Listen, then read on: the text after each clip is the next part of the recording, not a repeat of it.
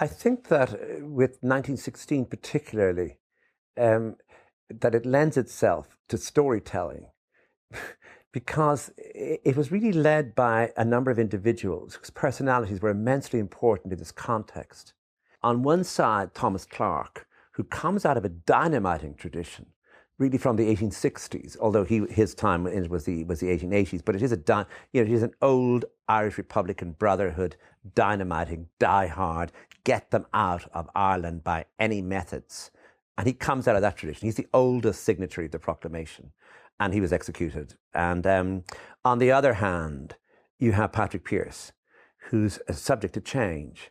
He's the one who you can watch from quite early on, like from 1899, because he wrote so much. You can see his position changing. He really begins as a sort of poet, dreamer, someone who wants the Irish language restored. He's a language enthusiast. He's a fanatic about the language.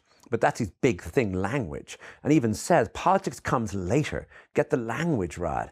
And he wants to, and of course, he's got serious views on education. He goes to Belgium. He studies what's going on in new systems of child-centered education. And he opens a school, and he's an educationalist. So you can study him as he moves. Now, you probably do need to know that the times are moving also. That, in other words, there's increasing militarization generally. There's talk of guns, importing guns. Guns are in the air. You know, you're leading up to the First World War. It isn't as though the First World War comes from nowhere. And these two figures, Pearse and Clarke, circle each other. At the beginning, Clarke doesn't trust Pearse. He thinks he's a poet and a dreamer. He thinks he's not fully committed to the cause. But someone says to him, no, we can use him. We can tell him what we need him to say, and he can make the speeches for us, and he will clothe the speeches in the most beautiful language. And he's a rhetorician. And Pearse, almost by being brought in first to the movement, this is circa 1910, 1911, as someone who will just make the speeches for the movement, the speeches begin to affect Pearse personally, as though by making them, he starts to believe the things he's actually saying. And you can chart this and follow this die-hard older man, this very malleable, changing younger man, and they're moving slowly towards each other with increasing militarization to lead this rebellion. And so you're talking about two particular sorts of personalities that in a way Yeats was writing about in his poem, Easter 1916, when he talked about hearts with one purpose alone through summer and winter seem enchanted to a stone to trouble the living stream. In other words, that Clarke on one side is as a heart with one purpose alone. And Pearse is the figure who appears in the poem almost as cloud or tumbling cloud. Minute by minute they change in the poem. And I think a novelist, in a way, can do this work. I mean, you need the historians first, almost, to get you the facts, to go sift through the archives for you, to find you everything you need. But the actual business then of trying to look at where the energies were, the personal energies, as though you were Balzac, as though you were back in a 19th century tradition of finding two personalities in a city that will eventually meet and will eventually cause a certain sort of mayhem to occur or energy to be released in the novel. You're finding this is actually happening in history, in this moment, in this city. And so I felt it was something I felt I could work with that. In that, say, if it had been, if I felt the forces involved were ones mysterious to me or hidden, such as, for example, economic ones or even demographic ones, I wouldn't have been as sure of my ground as I was.